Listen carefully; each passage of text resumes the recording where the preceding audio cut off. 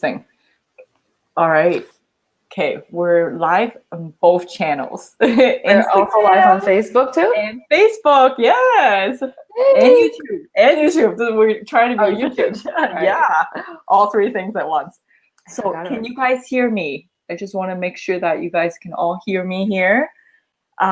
So today we have Jessie with us today, intuitive empowerment coach.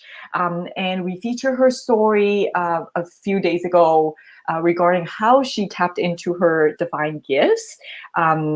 It's from her best friend who basically kind of like, gave her some messages from her dream. And since then, she's been helping entrepreneurs tap into their own gifts so then they can share it with the rest of the world. So today, I get the privilege to work with Jessie, and she's going to unpack my gifts so that we can see how the process unfolds there organically and see if this is something that's right for you. And I'm usually pretty emotional and dramatic, so it's maybe good entertainment for you too. I got my tissues ready, so it'll be great. Okay, so thank you so much for the introduction. That was very nice. Yeah, thanks for being hello here. everybody who's watching. Yeah. So okay, so this is going to be a 3-part thing, right? So today it's can you kind of talk about how this is going to work? Because I know this is kind of like your framework in terms of your coaching. Right. So this is my SIP framework where you're going to sip tea with me.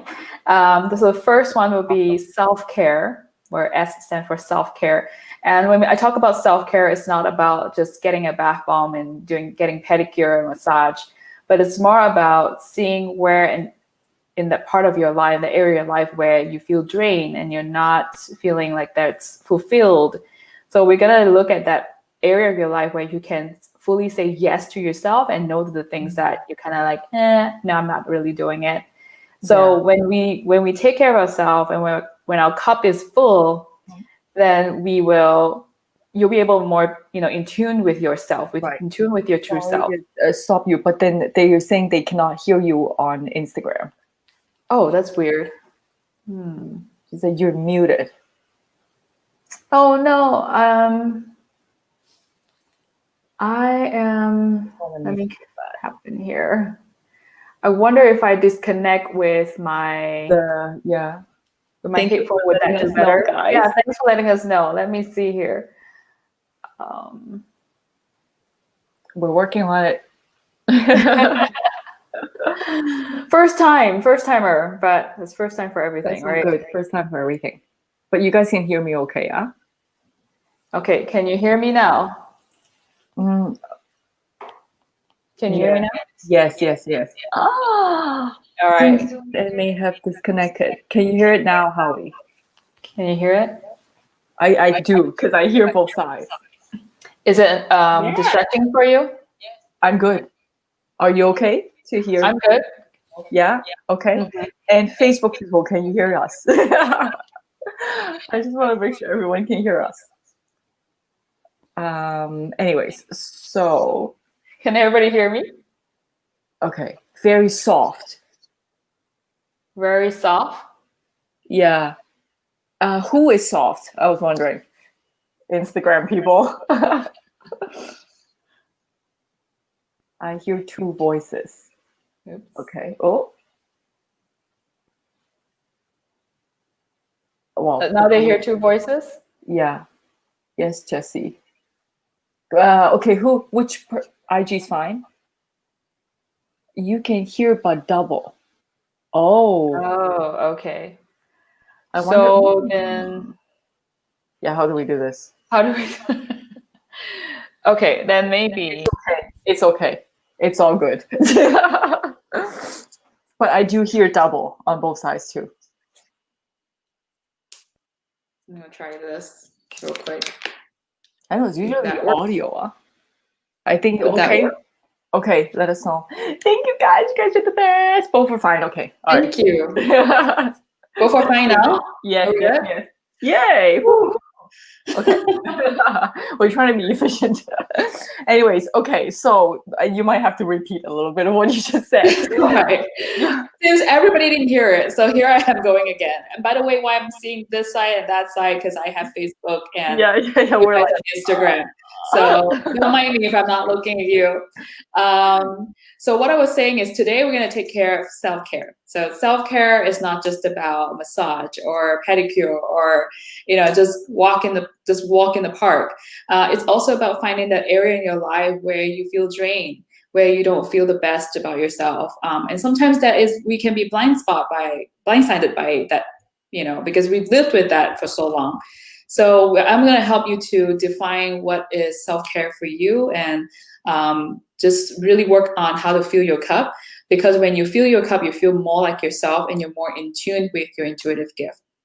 And then on the second episode, we're going to work on that intuition and how to listen to that, how to be more intimate with that relationship.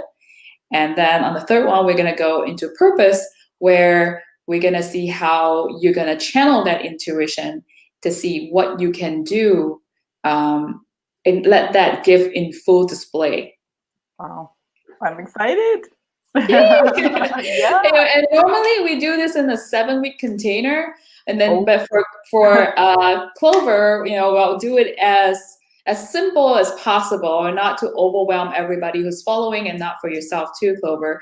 So it'll be a simplified version, but yet still be powerful and impactful for you, that you can use one of those gifts, a little bit of the taste, so you can see what you can do in your work.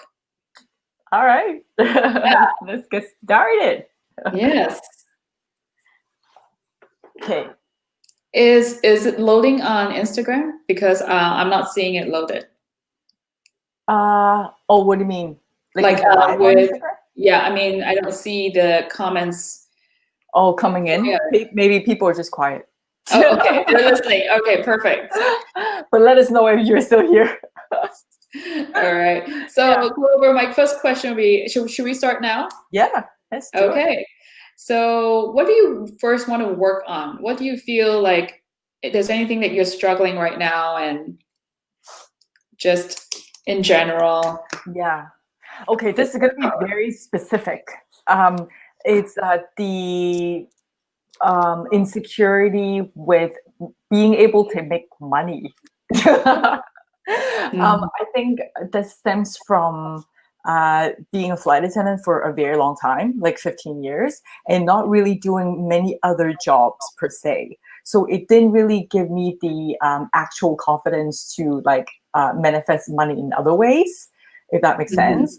Even though I know I have skill sets, but it's just I haven't seen it in front of me to allow my body to genuinely believe that I can make money in other ways. Because I might want to pivot from that stable flight attendant job into an entrepreneurship type of role. And I'm sure a lot of people resonate with that too, that transition. It's very scary. So that is something that's top of mind right now for me. And by the way, you guys, I have no idea this is what she's dealing with. Yeah. So all this is new to me and it's fresh to Authentic. Me. All of you are watching this live. So when you think about that, does that drain you, or does that excite you, or does that worry you? Are you frustrated? It's all of the above. I think it's almost like if I were to take a leap of faith and just go out there and be a digital nomad and, try all these stuff, I am excited, but also scared at the same time. Because my logic part of my brain is saying, what are you doing? Even though the math works out in terms of having a portfolio of investments and stuff, but still it's this biggest fear of mine for some reason is that I will be starved to death, even though I've never starved before, but I don't know where that comes from. It could be maybe generational trauma or something, but this is very deep-seated type of fear. So there's always a need for me to keep thinking that I need to have income, even though I might have enough for me to go for a while, that I could sustain not starving.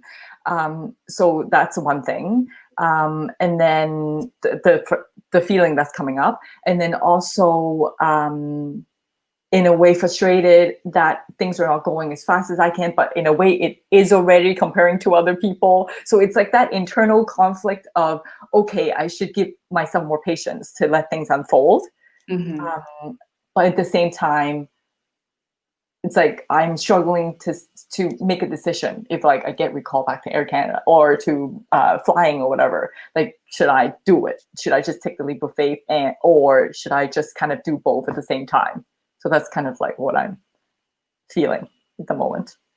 Are you happy with your progress? Let's say money is not involved, but are you happy with your progress?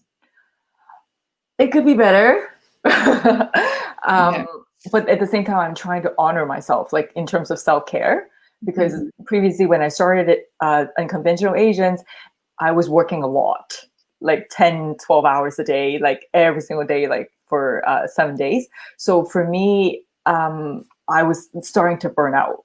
And then like I realized in the last month, I really need to have this work-life balance where I need to go see friends. I need to like exercise. I need to, make time for myself to unwind. And so I took a step back, and interestingly, things are flowing to me more almost in a way because I'm not like so hung up on the results. Well, you're filling your cup a little bit here and there. So right, exactly. So I think, yeah, that speaks to the whole self-care thing. yes, Yeah. you're raising your vibration as you talk about it too. And when you say that you slow down and you take some time to see your friends, that kind of fills your cup. Having that connection, and since a lot of us has been deprived of connection, we've been staying at home a lot more, being alone a lot more. Doesn't matter if you have a 5-year-old, you can still feel alone.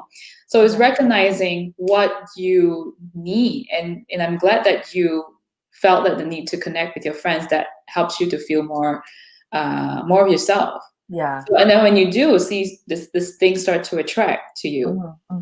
And I want to say, because you also raise your vibration. When our cup is full, you raise your vibration, and that's how you create the law of attraction within your field. Yes. Yeah, because lately I've always been very fascinated with laws of attraction as well, like the whole frequency and vibration. So interesting that I never thought of self-care as a way to raise your vibration. Well, you got to feel good before we can attract money or anything of that sort. I just saw my Instagram turned off. So I also wanted to say, what are the things that you want to see within yourself? Do you want to be less afraid of making money, or do you want to see? I mean, how do you want to see it grow for yourself?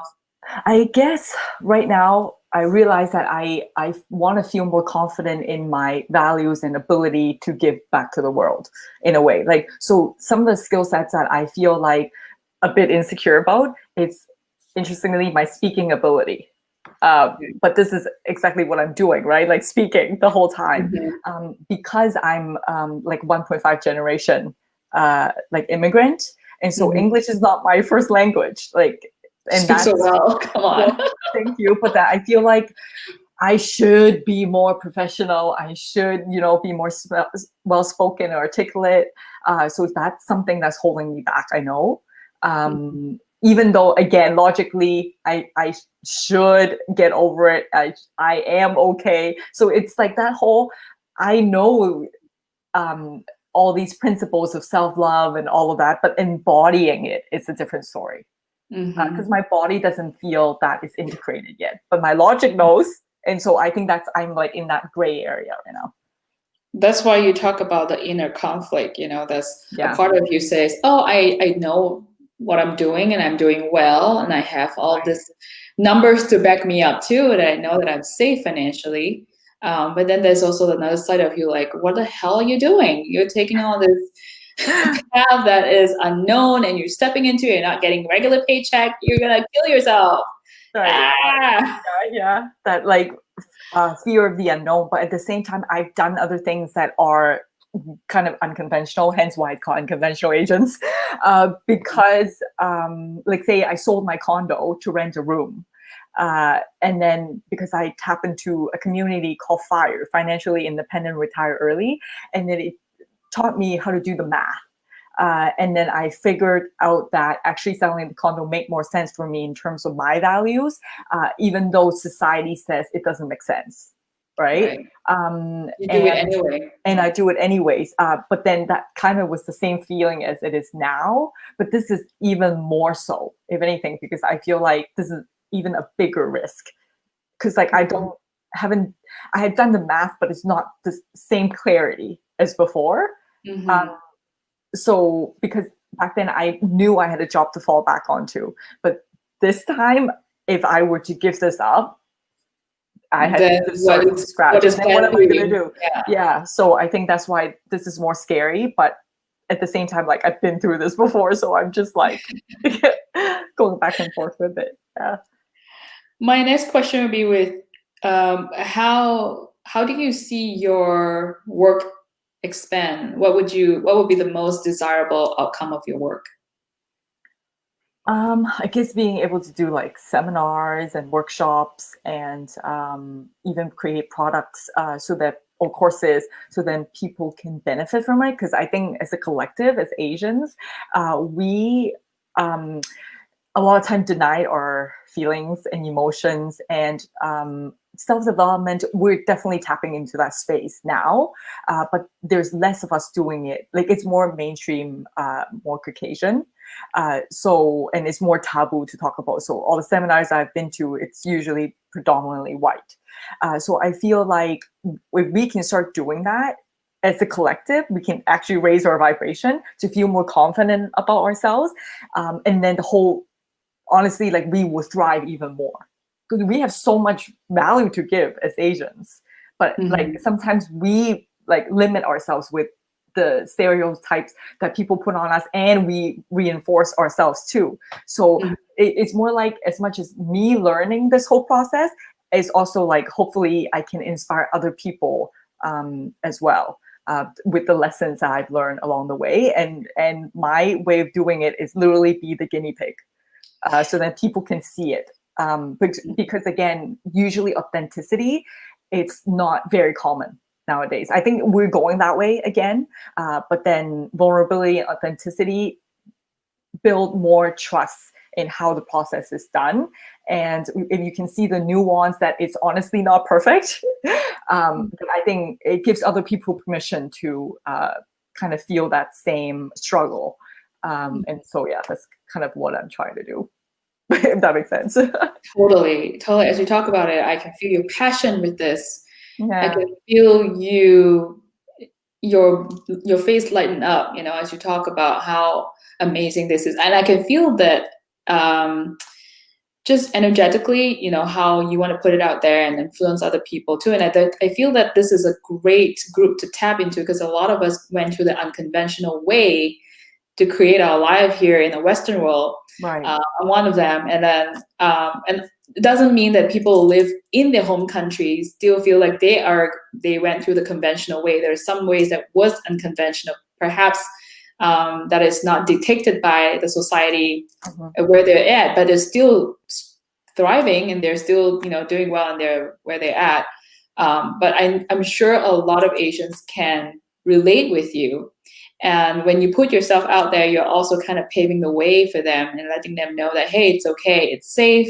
I'm here, I'm on the other side. And even though I'm scared, I do it anyway. Yeah. Hopefully that's the value that I can give to the world. Yeah, I mean, what you're doing is so noble. I love what you're doing. What is your deepest fear in case you do continue on this path? What are you most afraid of? Yeah, starve to death. It's literally the thing that I'm scared the most. It's even though it's so not logical, I know that.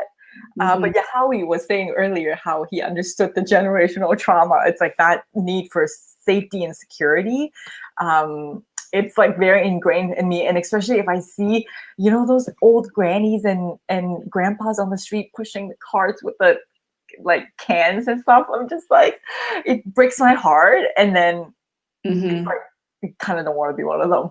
But at the same time, what's the worst that can happen? It's true. Like if I'm just one of them, then enjoy myself. You know what I mean? Yeah. I can always like find ways to like have fun, which I do. So that is a good question. What is the worst thing that can happen? So let's say, are you the kind of person who, because I doubt that you are, and again, I'm using my intuitive gift here and understanding Clover, and I know that she's not that kind of person who waits until, like, if you drive a car, you're not the kind of person who waits until the gas tank starts to blink on you. No. Then only you find a gas station. No. You're not that kind of person. You're almost that kind of person who's like maybe halfway there in the gas tank, and you're like, okay, we need to pump gas. I would say like it depends. But or 3/4 way, but you're like not going to leave it until it starts blinking. No. You're not going to let it start blinking. Right. So I see you would have a better sense. I mean, you know already where you're at financially. You're an empowered woman. Yeah. Knowing where your money goes out, where your money goes in. Mm-hmm. So let me ask you again, are you going to be starved to death? No. I know I won't. You said it with very good conviction. You won't starve to death.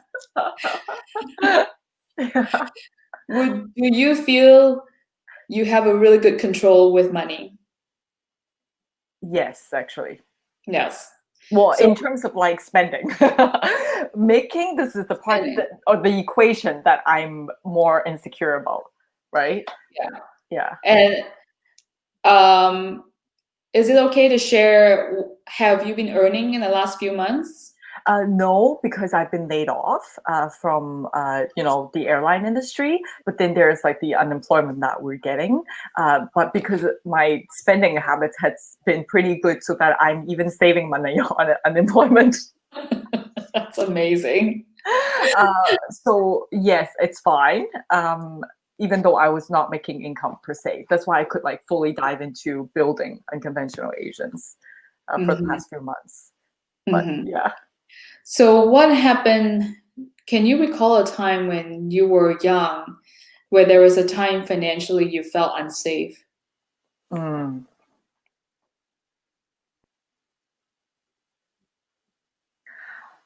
guess when I was 16. Okay, this traces back to how my mom left our family, and then it's me, my dad, and my brother, and we would have to pay for our own stuff.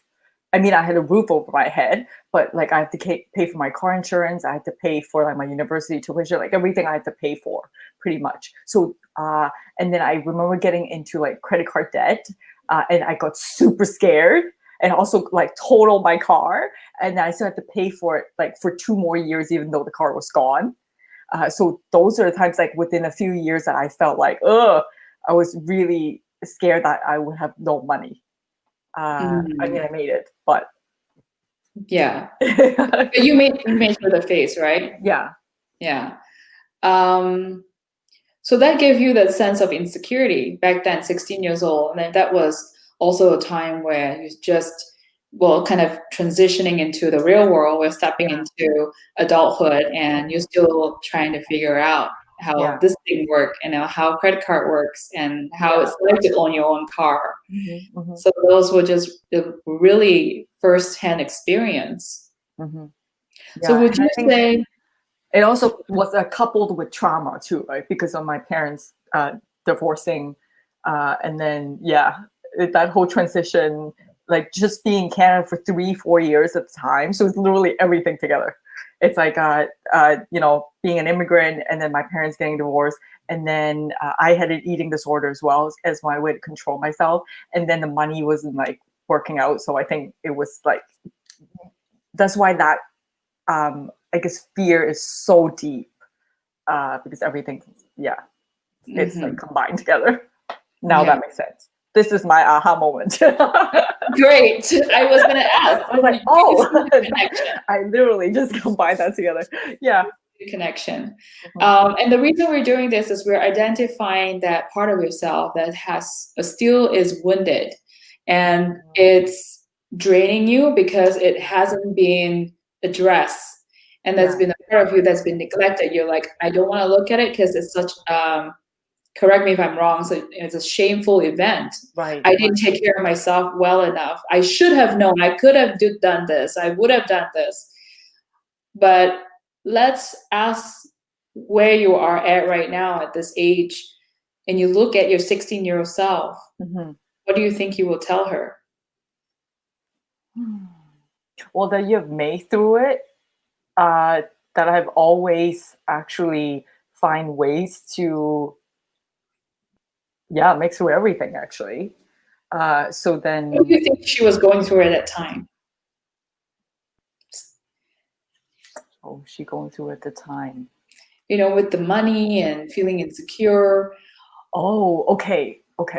So there's another thing where I wasn't, I guess I had to be very independent. Well, because my dad was kind of in survival mode as well. So he couldn't really help guide me mentally.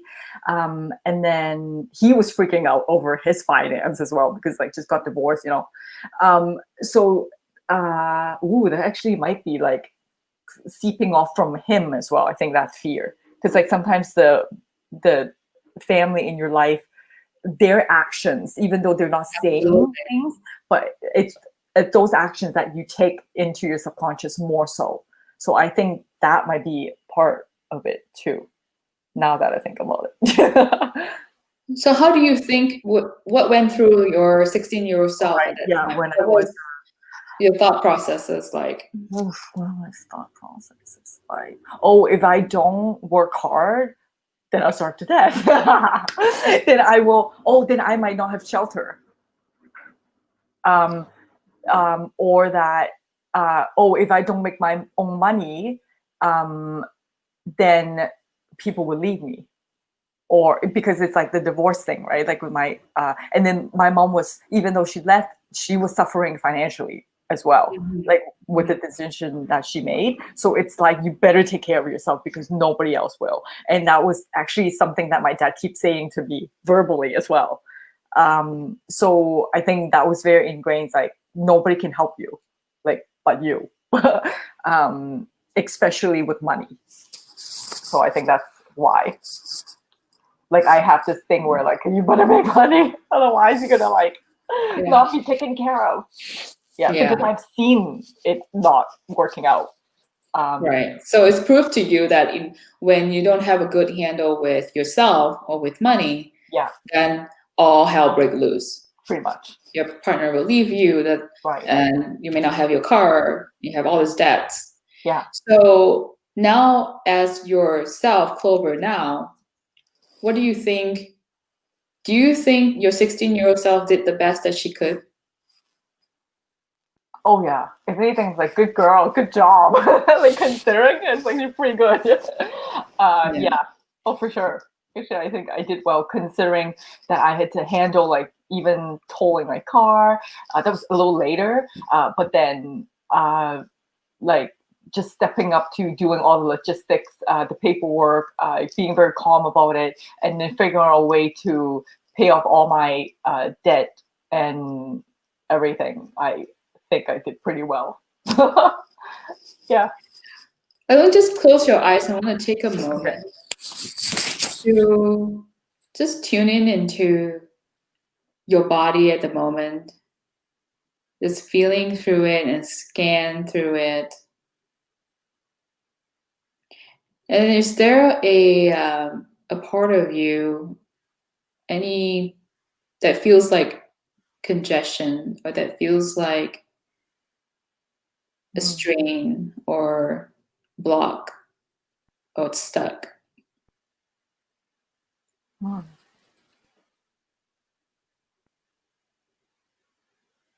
like my throat area. Okay. What does it feel like?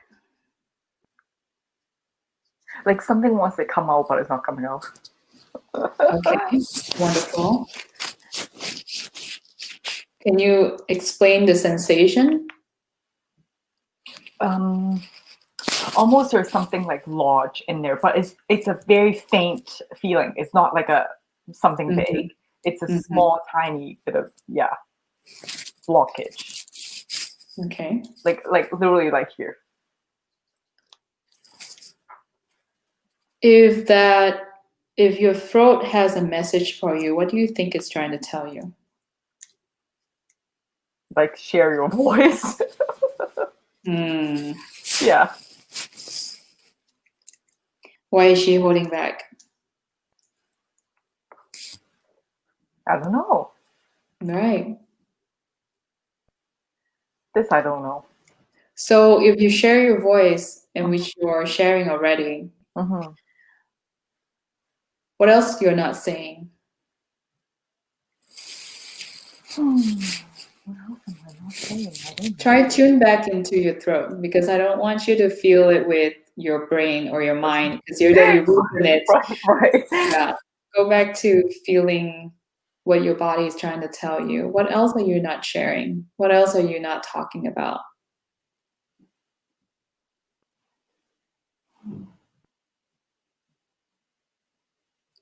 What does it want to share with the world? I guess my story. Like more of my story, because with unconventional Asians right now, I'm interviewing people, and I don't think I really tell my side of the story too much. So I feel like that might be inspiring for other people, but at the same time, I don't want to sound like narcissistic, you know. It's like all about me, like look at me, like I don't want to be like that. And so it's like, what is that balance, so then I can inspire other people with the way I walk my path. At the same time, they can learn lessons, because at the end of the day, it's not about me, like it's about everybody, right? But I do have that thing of like hiding myself, like almost like dimming my light, so then other people can feel more comfortable. What do you think your body wants you to tell? What kind of story would be something that you're dying to let people know, like you're excited to let them know, or even feel compelled to share?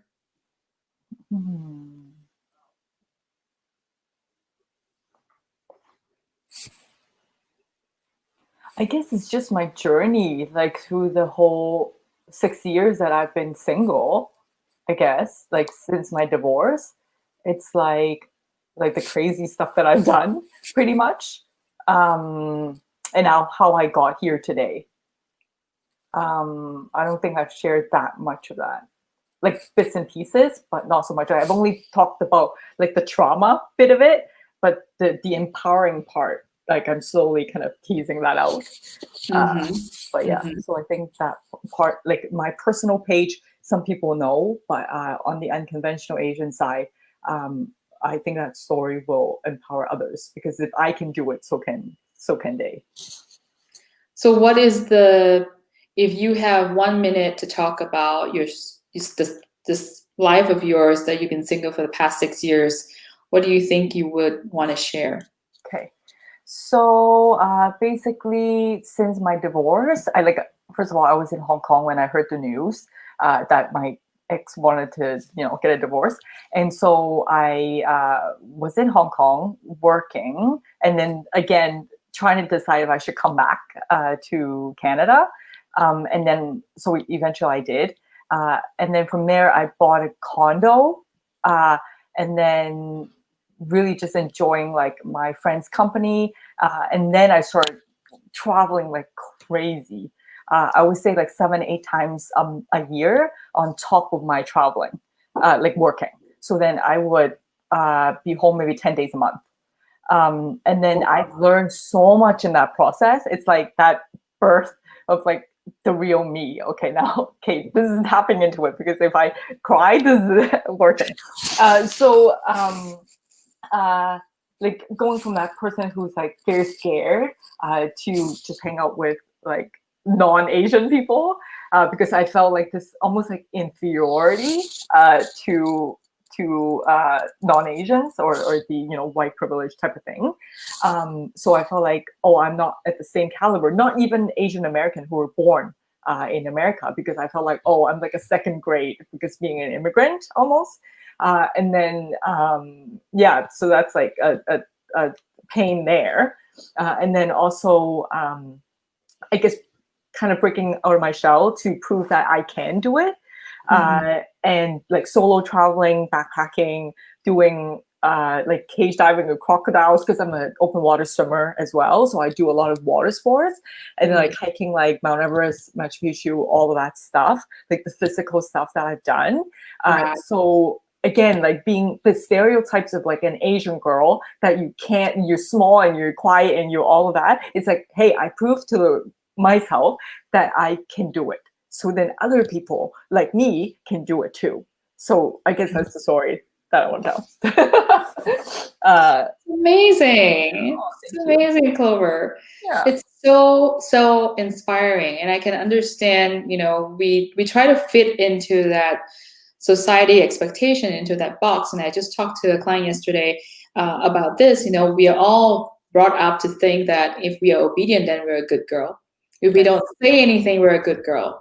Yeah. We have to make sure everybody is happy except ourselves. We have to put our needs in the back burner. What that marriage taught you, and what I'm hearing, and other people may have seen from a different point of view, but what I'm seeing is you took action steps towards empowering yourself. You're like, this marriage is not for me if it's going to be this way. And in fact, if you're still married to him right now, you'll not know this part of you that could be so strong and could be so outspoken and willing to share, you know, your personal stories to others. And not a lot of people are willing to feel vulnerable. And I see that as a strength.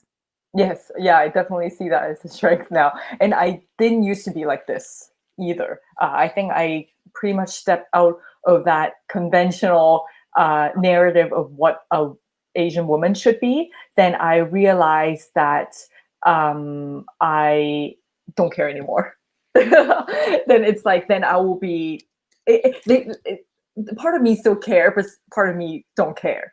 It depends on what it is. Then I feel like, okay, I'm just gonna, you know, do me and do all these things that people think are taboo, and share my vulnerable story, because there's so much human connection that I could feel when I do that. So yeah, it's almost like I get positive reinforcement from being more vulnerable. So I do that more often. So yeah. So how do you feel now after talking about your story? Do you still feel that the lodge is still there? It's definitely lighter. But is it completely gone? I'm not sure. Okay, let's tune in. Let's tune in. Is it still there? Is there a little pebble in there? Is there feeling like the throat is sketchy or stuck? Even if it's just really faint, we want to find that out. It's still like a little bit. Right there? Yeah. Like it's higher though. It's like it higher. used to be lower, right? Mm-hmm. But it's like little, like right here. Okay. Yeah. So what is the message it's trying to tell you? I guess it's just to believe in myself. Like that I have like the skill sets and values already within me. It's really the confidence that I need to give myself to like be more bold, because I have like I could do more, but it's just more like I'm hiding myself in a way. Do you think that is your true voice that you're not speaking from? Is that, well, sorry, what do you mean? Is that your true voice, your inner self voice? I think so. Because she sounds very gentle and kind. Right. Yeah. So by the way, we deal with the ego and the true self. And the true self is always, that's the one that we're trying to connect with, the one that has all the intuition, is connected to the universe. We have this pillar of light that's connected to the universe, and we get the universal wisdom. And we have that in here too. And sometimes it's come from our heart to our throat, on our third eye. And for you, it's a lot on the throat, because you haven't really used your own voice Mhm. to speak on your own platform and Right. to speak to yourself about it. Mhm. Mhm. So why are we dealing with this? You know, you'd be like, Jessie, this doesn't make sense. You know, she's talking about like how she wants to earn money and she feels insecure not making money. Yeah. When you hold back a part of you that you feel ashamed of, in your case, your 16-year-old self, and not speaking your story, you know, you're putting everyone out there except you. Mhm. Mhm. And that's the part where you feel stuck with, and the part of you that puts behind the curtain. And no, I don't want people to know so much about me because I'm scared. So if you're scared, you're not able to attract money as much as you would love to. Mhm. Mhm. Money doesn't like energy that is repelling. Right. If Oh. you know, money has its own energy. It wants to go to people who Yes. are excited, who people are happy, who treasure money. Right. But if Right. you look at money as a way of, oh, it's going to ruin my relationship. It may, you know, if I don't have money, that this happen, that happen, all the negative things start happening, and you live in that fear all the time. So I Mhm. wonder when you start speaking and speak your truth and have the courage to do that, will money come to you? Maybe. To be honest, I Because think when you think about, it will, because the feedback that I've been getting was always like, say my story went viral on Asian Hustle Network, or like when I talk about my divorce story, it's always actually about my story that what has more feedback. But then again, that's where like it's almost like I'm afraid to be, not to be afraid to be seen. Like in a way, I do want to be seen, but it's just more like I don't want to sound narcissistic.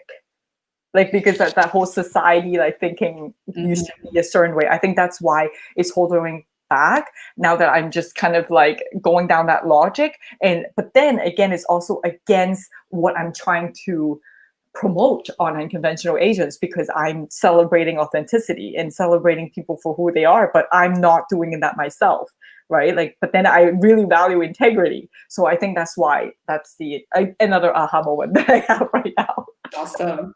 Awesome. Yeah. So if you let's tune into your throat again, Mm-hmm. and you talk about that part where you feel narcissistic, Mm-hmm. what would your throat try to tell you? Okay, let me close my eyes. Yeah, let's just tune in. Take a deep breath.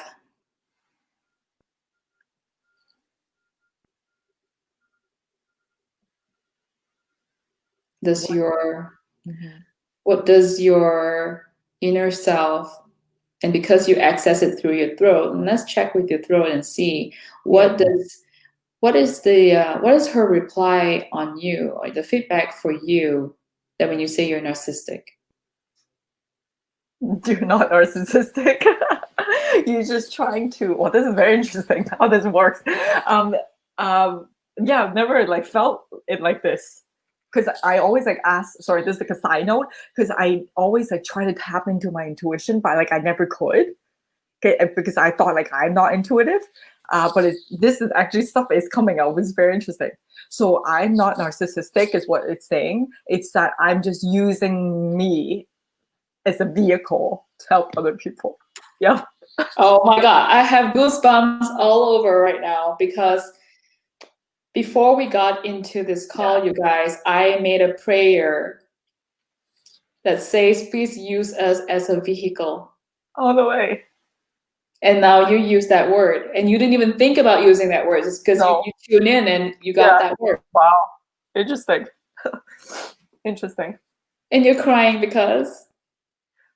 Because I feel seen by me. So yeah. I think every time I cry, it's either I feel love, connection, and that I feel seen and recognized, and usually by me, or that I can feel sadness from other people. I never feel like sad for myself or angry. I don't cry actually. It's very counterintuitive to what people usually cry about. It's not like I don't cry out of weakness. I cry out of compassion, almost in a way. You So feel deeply. yeah, Mm-hmm. So And by the way, guys, I want to say that I already knew just by talking to Clover, I know her intuitive gift is being an absolute empath, and she feels very deeply for people, for herself, and she's obviously here to be on this purpose. And as she talked about being the vehicle, I already sense that. And so I'm just guiding her to see that for herself and allowing her to acknowledge that. If I was going to tell her, you're not being narcissistic, you're not being irresponsible with your money, she'll never believe me. So I'm trying to allow you to see it so you can acknowledge it. Like you feel now. I feel seen for the first time by myself. Yeah. When we do that intentionally, it just shifts the whole energy right away. Yeah. I appreciate that. Do you still feel any stuckness right there? Okay, I do because of this comment right here on Facebook because it's like bothering me. Okay, sure. Let's address that. It's literally like this person saying very sexual things on our comment page. And so I just want to address that's not cool, whoever that is. Yeah, just want to call that out because that's not cool. Nice. Yeah. We don't welcome that. No, exactly. So I should have said that earlier. I've seen it. But I think, yeah, that's something I feel like I need to address right here. So does anybody have any comments so far? Any questions for Clover or myself? I'm going to scroll back to, okay, so Maria from Goals, Wonders, Fire was saying, I love hearing your personal stories and your vulnerabilities. You're more than you think you are, and it's okay to be bolder in the one shining. You have interviewed so many, yet have pushed your stories in the back. So yeah, appreciate I agree. Thank you for that, Maria. Thank you for letting her know. And sometimes it's really good to ask your audience, what they like to hear from you. And perhaps, sharing short story here and there would be a great start. I always believe that inspiration comes from motion.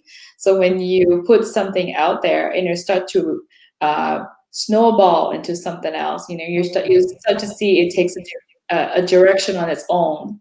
Right. Things that you didn't even expect it would go. But I think it's important for you to create that first step and commit yourself to doing that the first couple of times. And then you start to see, where it might pivot or may not, So just keep listening to that, I guess, inner guidance and then go from there, right?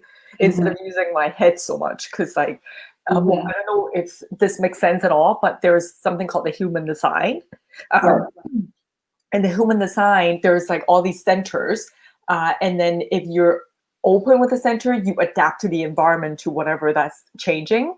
And there's centers that are colored in or fixed. And it's something that you will always consistently have energy in. And the only two centers that I have is my logic, my head, and my throat. So I think that's why I always want to express things or use my voice and also analyze in my head. And I think that's why it works for you, because you're very, like you say, you've never done this before, and you're very technical. You're able to set all these things up. And unconventional agent is a structure that you built yourself, and it may, for you have a knack for it, and honestly, not everybody can do that. Right. That's your forte, you know. And as you create that platform, you're actually preparing the stage for yourself to shine. Yeah. And instead, you allow all of us to shine, which I appreciate. And I think it's time for you to shine. So what do you think you can do differently now in the next couple of weeks? Right. Well, I definitely still want to interview people. But then again, I think I'm like almost like I like to be a guinea pig. Like it's fun for me.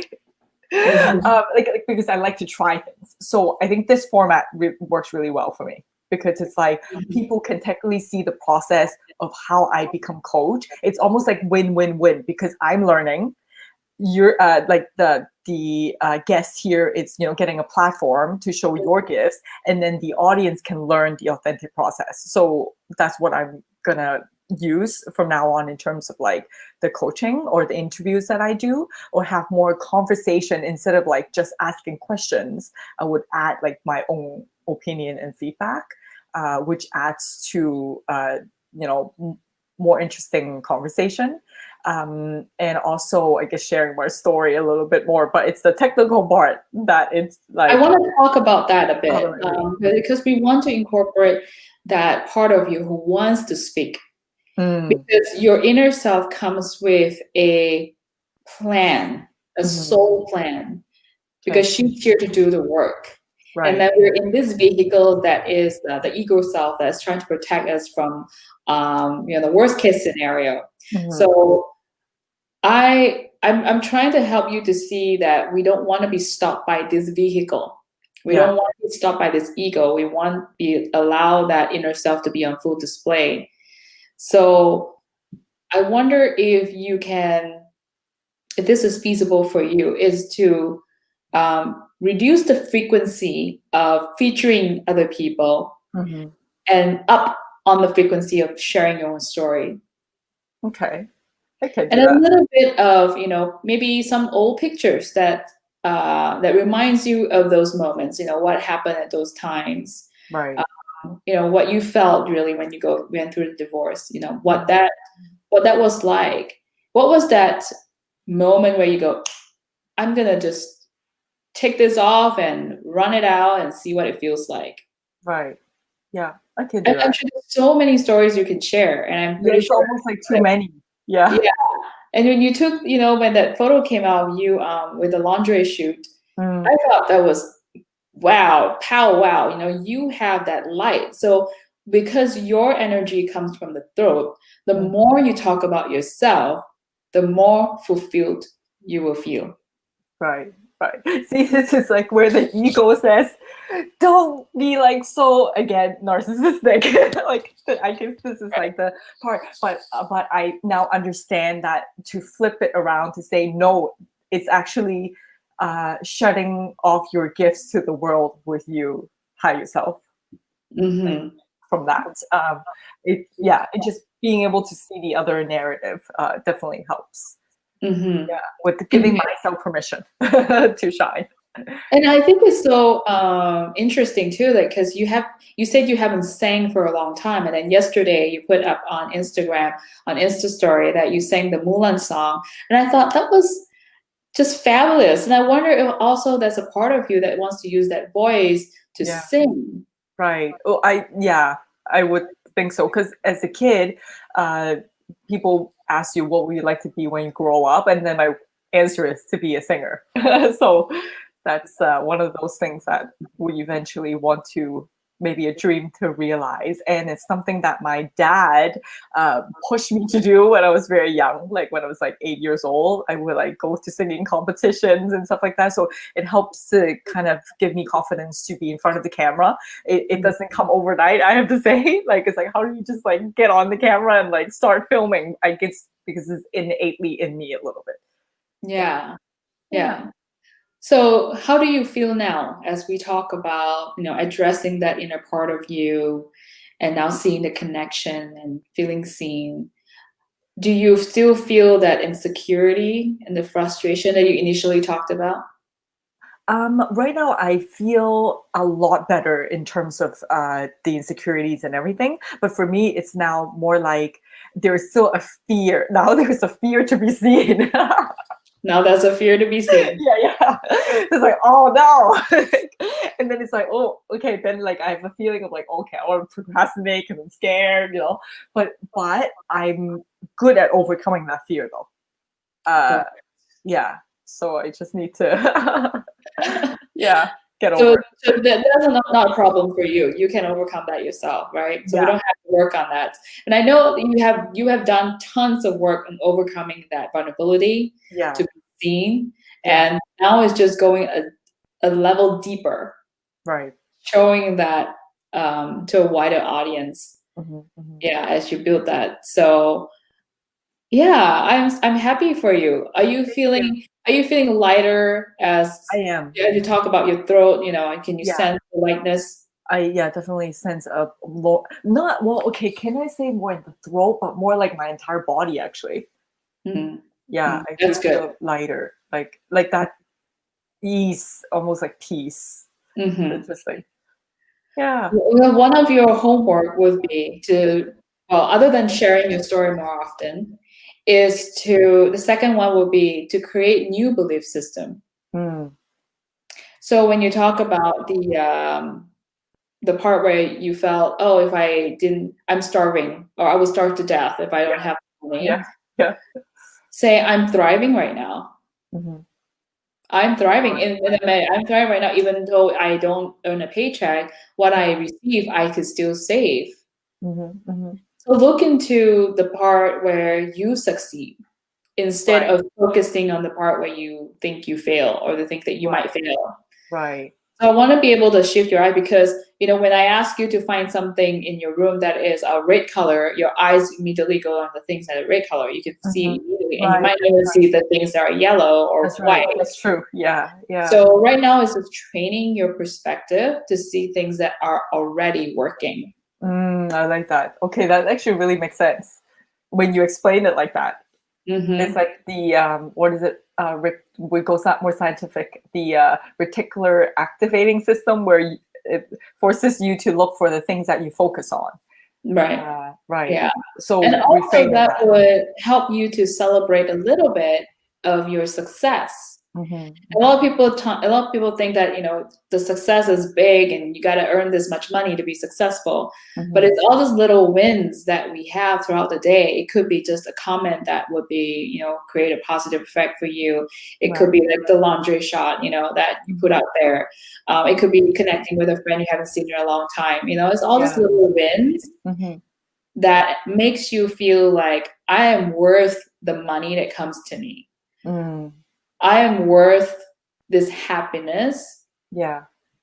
Because if you don't feel that way, then money don't want to be with you. Yeah. So you're gonna be like, I'm worthy of self love. I'm worthy of happiness. I'm worthy of joy. I'm worthy of abundance in all shapes, ways, and form. Yeah. Yeah. So that will be your homework, and if you could, write down a journal and create all this new belief system to replace some of those things that you say to yourself. Yeah. Yeah. I love that. Yeah. So basically replace a negative belief with a positive, more empowering one. More empowering one. Because ultimately, this is all habits, you guys. It's just a habit. Yeah. And if we train our brain to think this way, you're creating new pathways, new neurons, and to create new perceptions. Yeah. And then when you replace that, it's almost like you go to a gym, right, and you start working out. You have aches and pains the first day, first couple of weeks, but as you get used to it, you'll be like, that's a piece of cake to leave a 40-pound dumbbell, or to run 10 miles. Yeah. So that's what I'm muscle, because it's so abstract. It's something that we can't measure in our brain, but you'll see the effect in just a couple of weeks. Yeah, I'm excited. Well, thank you. Yeah. So I get tune in back next week because we're gonna do this 2 more times on Friday at the same time. So I know because we're running out of time on Instagram, so we have to shut that off soon. So thank you for tuning in, and I will load this up onto IGTV so you can rewatch it if anybody's interested. And also with Facebook, there will also be a replay. So we'll do that. Okay, so thank you for tuning in, guys. I'm gonna just end the broadcast right here, and we'll see you next week. Thank you, Jessie. Thank you.